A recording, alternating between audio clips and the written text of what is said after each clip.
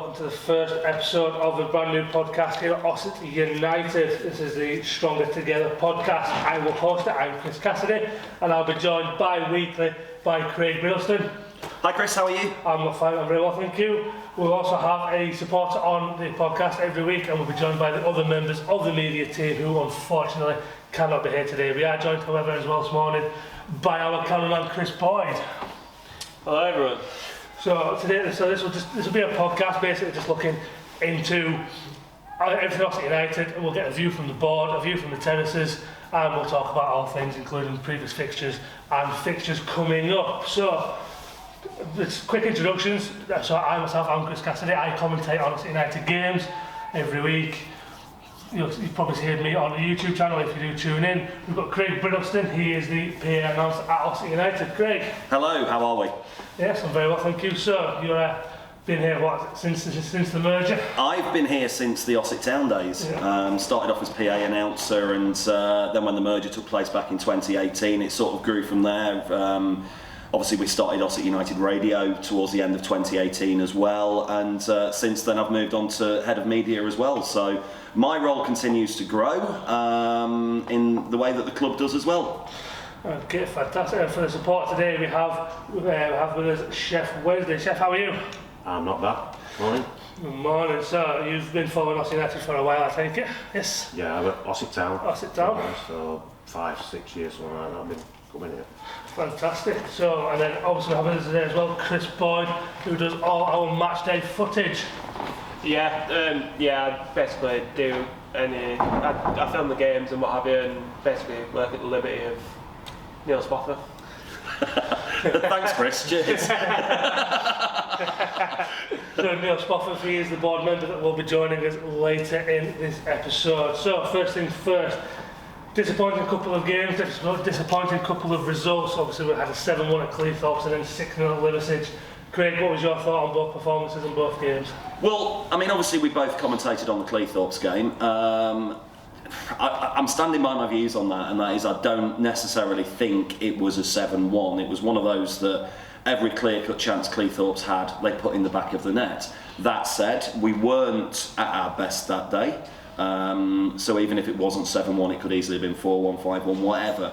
And you'd sort of hope for a reaction last week at Liversedge, but again, it's common knowledge with Liversedge. They're paying a lot of money to a lot of players, players from a league, 2 leagues above. So that the reason they're walking away with it is because they've got the finances to do so. I thought the first half we were particularly poor. So certainly massive room for improvement there. Second half, I can't really tell you a great deal because I was stood in between 2 sets of rabid teenagers. But yeah, I mean, there's room for improvement. We know this. We know there's a new management team in place. These things need time. It's not necessarily a simple fix. And I think if Jazz and Wardy bring in some new players, which they are looking to do over the next few weeks, then we'll see an improvement. Yeah, Chef, what was your view on the 2 games? I was quite vocal last week in my criticism, but having calmed down since, you can see reasons why. We've had players who've been ill morning of the game, defenders have dropped out, had injuries, so it's playing players out of position. So I can see we need a bigger squad. I think that's what it is. So we've got players to stand in. Yeah, obviously Chris, you were at the Liversedge game. What did you make of it? Yeah, I missed the Cleethorpes game, but then I was there for the Liversedge, and I just thought we were like second to every ball, and yeah, we really struggled. And I probably echo Chef is views in we need a bigger squad. Yeah, we had a few players. Obviously Jack Alfie, who went out in the warm-up of the Cleethorpes game. I mean, just looking at the Cleethorpes game, they had obviously quality players, and I think I said on commentary it helps when you've got someone like Scott Vernon up front, former Aberdeen striker. But again, I like you, Craig, I didn't think it was a bad performance. I thought it was a bit alright. Second, I was disappointed with every aspect of the Liversedge game. I thought first half of the first half, I thought we were alright. I thought it's similar to the game here at Enfield. We're sort of going with them. And then after that, it would have collapsed. I thought. But obviously, we were quite negative on Ossett United Radio, which we tried not to be. But yeah, it was difficult to stay positive that particular night. In terms of, obviously, we saw the interview changes coming in. Where do you think, Craig, that we need to strengthen mainly? I do necessarily think it's got to be a lot of positions, and it's got to be a lot of positions where a lot of players are coming into the team and are dedicated to playing for the team, without necessarily disappearing off for pre-arranged stuff or whatever. You know, I'm not going to mention names because it's happened to a lot of players this season. I think we necessarily might need to look at strengthening the goalkeeper area, and that's not a dig at Matthias in goal, because I think he's been outstanding, but he's one of the lads who's stepped up from a level below. I think in defence, again, areas I'd like to see strengthen. Obviously, Beatson's come in and he looks pretty steady, but we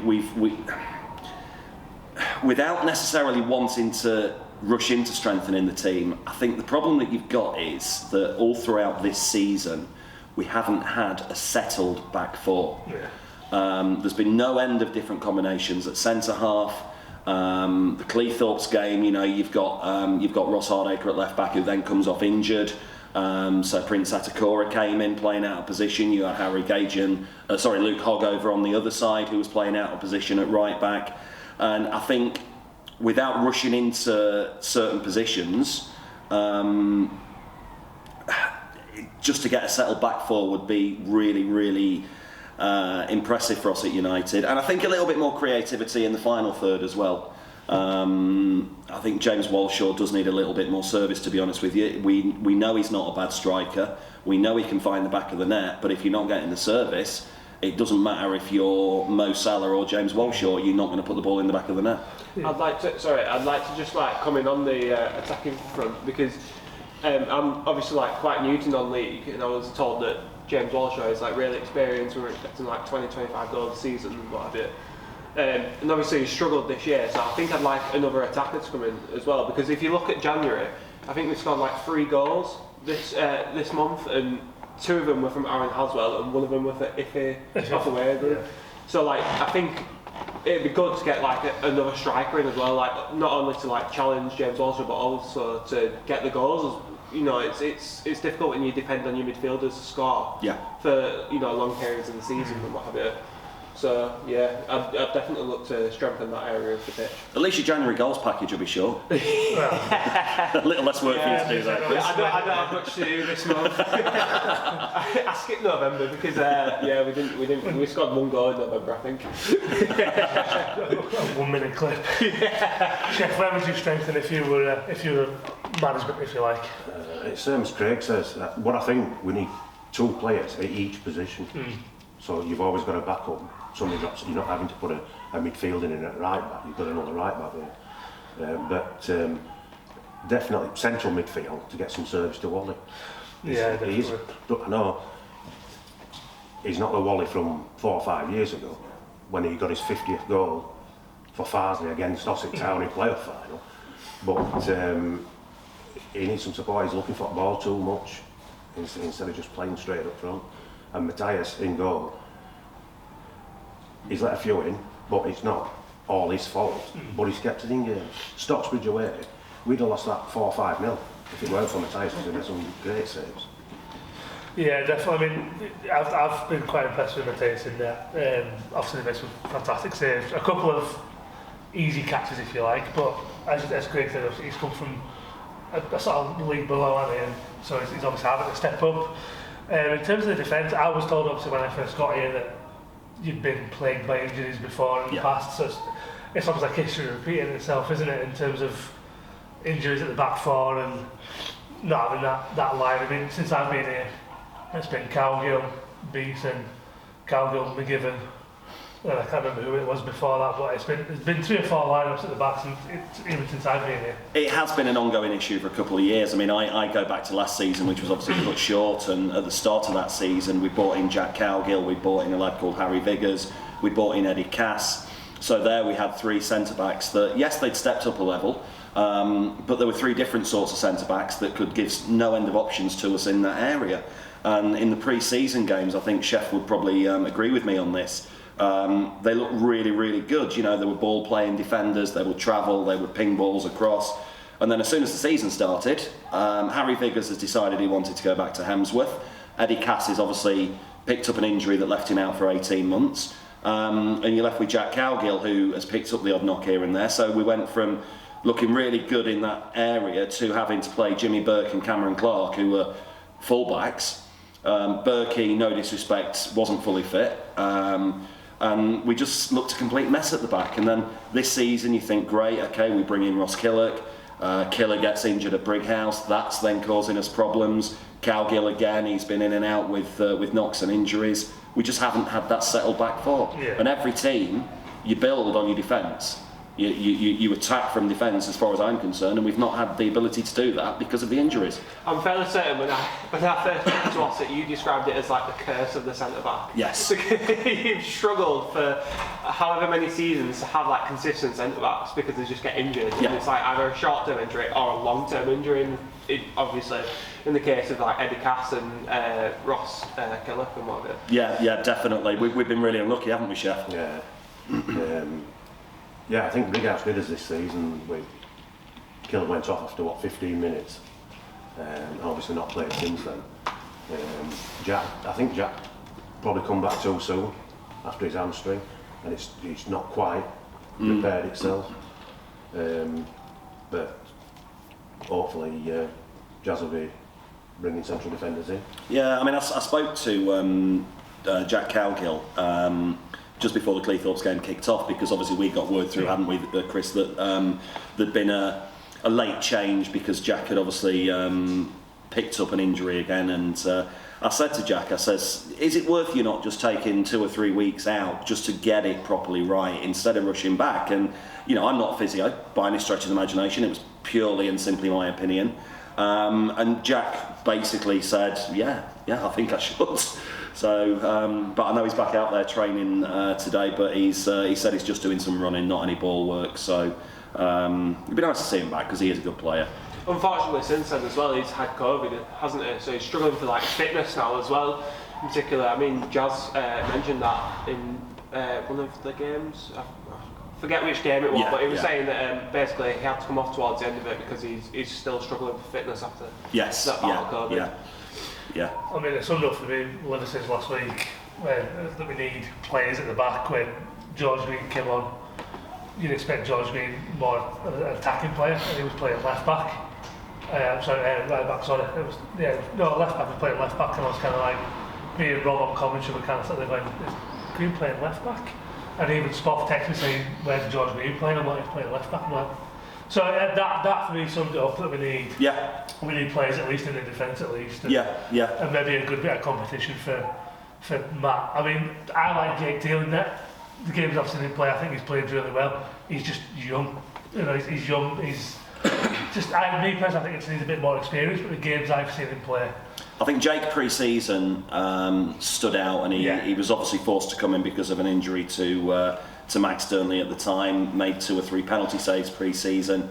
But yeah, definitely needs experience, and I think he's now dual registered with Hemsworth, I believe, don't quote me on that. So he'll go and get the experience. But again, I mean, our first season as Ossett United, we started off with Lee Overton, fans' favourite, and Brett Suter.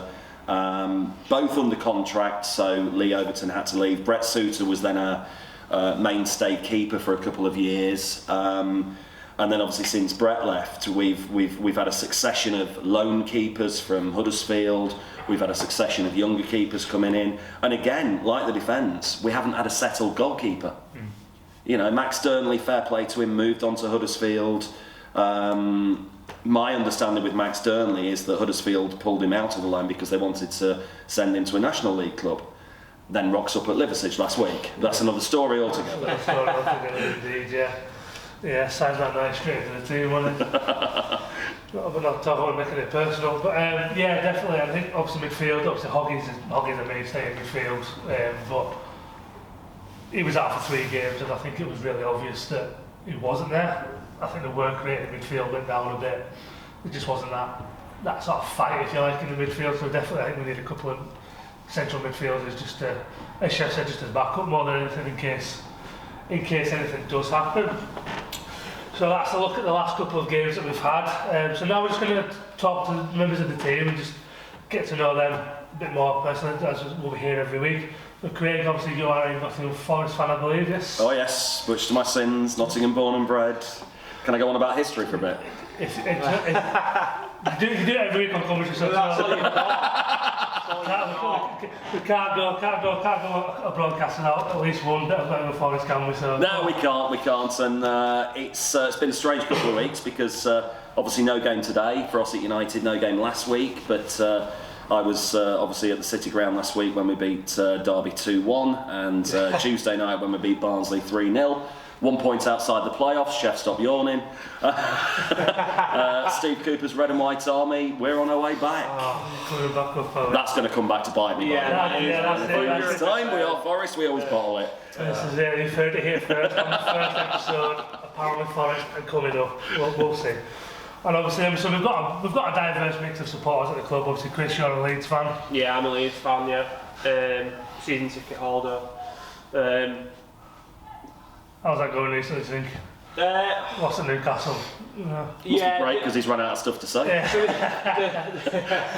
The Newcastle result was a little bit of a kick in the teeth and what have you. We could see it coming as well. I said to my friend who I go with every week, about 60 minutes, it was like, this is going to end 1-0. You can see it written all over it. As a Leeds fan, you can tell when it's coming.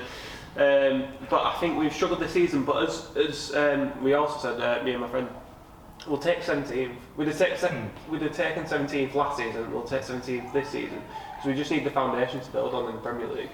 And obviously, the owners have like big plans to extend the West Stand and what have you. So I think it could be. Well, it has been some fantastic years for us in the last 2 or 3 years, and it can continue to be if we stay in the Premier League. Yeah, just quickly, still think Bielsa is the right one. Yeah. I work as a steward down there. I work in the fan zone, and I hear a lot of different. There are a lot of fans who maybe think Bielsa should be out, but it's absolutely ridiculous. We were in just absolute purgatory until he came in.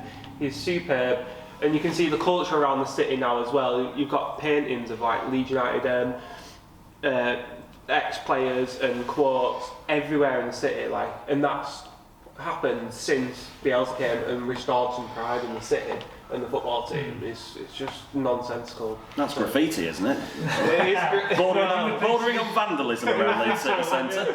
I think so, wouldn't you? So, Chef, have you got a team outside of Ossett United? No, I don't support it. You don't Ossett United, yeah? That's not too... Tell the truth, come on. Actually, Sheffield Wednesday supporter. Chef Wednesday? You'd never have guessed it. Got with a name like Chef Wednesday. Yeah. We're hovering just below playoffs, so I think we might sneak in. And obviously then we've got Rob Swarbrick, who's normally here on commentary with me on Ossett United Radio. He's a Sheffield United fan. Yes. So there's a bit of rivalry there. Me personally, I'm a Celtic fan myself, so I'm the furthest one. Oh, let's not forget Alex as well. Alex as well, yes, he's a Derby fan. Yes. Yeah, you have to get that in there. Alex obviously can't be here today, but he's a Derby fan, and obviously, as we know, Derby circling the drain, I think, is not an Derby went down the drain a long time ago. Well, Alex, I know we will be listening back to this, so Alex, I think you're a fantastic bloke, really do. And we've never sort of had that Forest Derby rivalry between ourselves, but I don't like Derby. That's fair. that's it, yeah. So we do have rivalries here among the media team. Me personally, like I said, I'm further afield. The only one I've got is Keith, the photographer, who's a Hearts fan. It's not a massive rivalry. It's not really, no. It's not. Beat them 2-1 the other night. You had to get that in Just there had to as get well. that in there, you know. Old firm coming up in a couple of weeks. Very much looking forward to it. I just pray there's not a fixture clash because that would be awful. So obviously we do have a supporter here today. So just a quick word with Chef just about his experiences with Ossett United and why. Just a bit, just to get to know a member of our supporters. Chef, what happened to United or Ossett Town and then United? When we moved to Aubrey, and then I knew the two teams in Ossett. At the time, Chef Wednesday priced me out. I go in with ticket price and everything, so I thought, I watched non-league before, came along, we were watching Town, watching Albion, said to me, stepson, we ought to pick a team just to follow, just one team, and no disrespect to Albion, but the facilities here, even with Town, were a lot better. You get a proper pint and that, and that were it from then. Started going to away games and that, and ever since. And when you first heard about the merger, what was your thoughts on the merger of the two? It was 50-50. There were a small group who were dead against the merger, and I was sort of and didn't know what to do. But then on the night of the vote, I just took yes. So I think we were, 6 voted against. Yeah, I believe that's the figures. Yeah, like 44 or. Yeah. Were you involved in that as well, Craig? Well, I was a member of Ossett Town, the same as what Chef was. So, for those that don't know, when the merger was first mooted, Ossett Albion were a limited company. They were owned by an individual or individuals. So, as far as they were concerned, it was a yes. They're voting for the merger. We had to do a vote as members. As Chef has alluded to, there was a very small minority that were dead against it, and I've got to say probably 80% of that small minority we haven't seen since. Not going to lose any sleep over that. So when it came to the vote here, I think I can't remember the exact figures, but it had to be, I think, either a 70-30 split percentage-wise or 75-25. We just got over the line. Phil Smith would say it was down to one vote and somebody wanting their pool table to be kept and various other bits and pieces. Me personally, when I first moved to Ossett back in 2005, I always thought, why does a town at this level need 2 clubs of this size? Spoke to a lot of people from both clubs and you sort of understood the rivalry a little bit more and reasons why it wouldn't happen. So when I was told, I was actually stood in the PA box here at Ossett Town as it was then. And James Rogers, of course, who was chairman at Ossett Town at the time, came walking in, shut the door behind him. I'm there obviously trying to watch the match to do PA stuff, and says, right, I need to have a chat with you and another Ossett Town fan at the time, who was Matt Brook, who still pops into Ossett United every now and then, and he basically said, we're merging. This is what's going to happen, and mid-game, so that's what's happening. If anybody's got any questions, just let me know. Why did he tell you that mid-game? Was it just so you knew, or was it to announce it? Or No. What James had effectively done is he'd gone round all of the members of Ossett Town to tell. He wanted to tell them personally, which I think is absolutely brilliant. And by the time he got round to that bit of the ground, it was like, right, okay, well, there's Matt Brook and there's Craig. Craig's in the PA box. Yeah. I'll get them both in there, shut the door, tell them what's going on. For me, should have happened a long time ago. Really, really glad it has.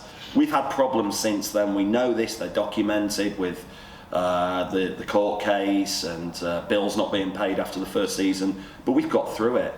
And if you speak to any of the board here at Ossett United, I think they'll all be pretty open in saying we're probably financially now better off than we've ever been. Yeah. We've got through the problems, and I think the whole stronger together is very, very apt in that scenario. Yeah, I mean, do you think it's overall, do you see it lasting? Obviously, we've been here, was it 5 years now, 2018, so 4 or 5 years, do you think it's going to, is it a mainstay now, do you think, this Ossett United? Definitely, it's only going to get stronger. Like, crowds are just going to get bigger than that. If we get a promotion and all, there's going to be 1,000 here every home game and that. Yeah, I mean, the support's been fantastic the last few weeks, especially down New Year's Day, that was 700 odd, obviously Liverpool at home, that was 1,000 plus. Yeah, it's been, I mean, I knew about Ossett Town, Ossett Albion, but I'd not heard of Ossett United until I got here. Obviously, but I'd not been involved in the non-league, but I've been pretty amazed as to what everything to do with Ossett United. It's pretty. I'm amazed just how tight-knit it is. Chris, what did you think when you first got down here? This is going to get very romantic. It is, probably. But I'm just absolutely like falling in love with the club. I was at Halifax Town last year and I just never felt settled whilst I was working there. And then from the first day that I came down here, I just thought, the ground is incredible. And since then, it's just only got like stronger. I just absolutely love non-league football now. I love this club now, and it's like I say, if you keep on talking, it's only going to get more romantic. I'll be honest with you, I never saw myself in non-league football, but obviously when I first came down, it's like Chris, it just. I love working out with every week now, There's something about Ossett United, it's just, it really is just, it's like a family unit almost. Every time you come down to every game, it's just, I never thought I would enjoy non-league football. In fact, my first experience down here with Ossett Town, Luke, my son who's 13 now, I think he must have been about 2 or 3 years old, no, probably 2, I think he was in his pram. Or his pushchair rather, and we came down, it was a September game, international weekend, so no Forest match. And it was Ossett Town against Wakefield in the FA Trophy. Wakefield, I think at the time, were actually ground sharing here, but there was about 40 people in the ground. It was cold, it was wet, it was miserable. Left early, just didn't think I'd enjoy it, but I sort of got a second wind with joining Ossett Town Juniors, or Luke rather joined Ossett Town Juniors. I then ended up on the coaching side there. Thought I'd come down to another game, having met people who were involved with Town and Town Juniors, and it was a pre-season friendly against Bradford City, and the referee was Andy Madley. For those listeners that don't know, both Andy and Bobby, friends of the club, local lads, Premier League experience on a refereeing field. And I thought, Andy Madley's here, he's ref the game, and I think we just won 2-1 at Derby, which he was the ref, so a little bit of a conversation point there between us, and thought, quite enjoy this, and then got to meet people like Chef, and started doing the odd away game, and the PA guy at the time, Wayne Stockton, decided he didn't want to do it anymore, and I've obviously got a radio background as such, so I'll do it. And 6 years later, I'm still here. Just like that. So just finally, just coming to the end of this first episode, just have a look at the next fixture coming up. What are we expecting to see, Craig, from obviously Jazz in his interview said changes were going to be made to the squad. What are you looking forward to seeing, hopefully, in the next fixture? Major bounce back, definitely. I think we need to start treating Ingfield as a bit of a fortress, because this is our home. We've got the fan base, we've got the young supporters on board now that are singing and chanting, not necessarily the right things, but they've been spoken to, and I think we will get a reaction from the last couple of games. I genuinely do. Hope we get a decent crowd as well, and we start putting the ball in the back of the net, because I've not played many goal music jingles over the last few weeks. No, indeed you haven't, no. Chef, what are you hoping to see next fixture? Next fixture, Pickering at home. What I hope is that it's exactly the same performance as the second half against Pickering away. Because we were outstanding. That was my favourite second half of the season. With no strikers, George Green and Aaron Aswell taking it in turns to play up front. It was a fantastic afternoon from that second half. Well, hopefully it's same again. Hopefully same again. Chris, what are you hoping to see Pickering at home next time out? A lot of our supporters that I've seen on social media and I've heard in person as well are expecting us to just absolutely thrash Pickering, and I don't really want that. I just want to see us become a little bit more like grounded, a little bit more sure about what we need to do under Jazz and Wardy, and just go out there, get the result. Obviously, that'd be fantastic. But I just want to see us just get a little bit more sure of ourselves. Yeah, definitely. I mean, obviously when we were watching under Wayne Ben, there was a lot of possession. It was good possession, it was good pressing. I'd like to see a bit more of that. I think we've got the players for that. But first and foremost, the result. And obviously for the fans, just a couple of goals. Just give the fans something to shout about and celebrate. So that's Pickering at home. We are just about out of time for this episode, so join us next time. I'll be here, Craig will be here, and we may have members of our radio team. We'll have another supporter, and we will be joined by a board member, hopefully, and you can get the view from the board. Thank you very much for listening, guys, and enjoy the rest of your weekend. Thank you very much from me and Craig. Thank you. And Chef. Yes, Chris. And Chris. thank you. Join us next time, guys. See you later.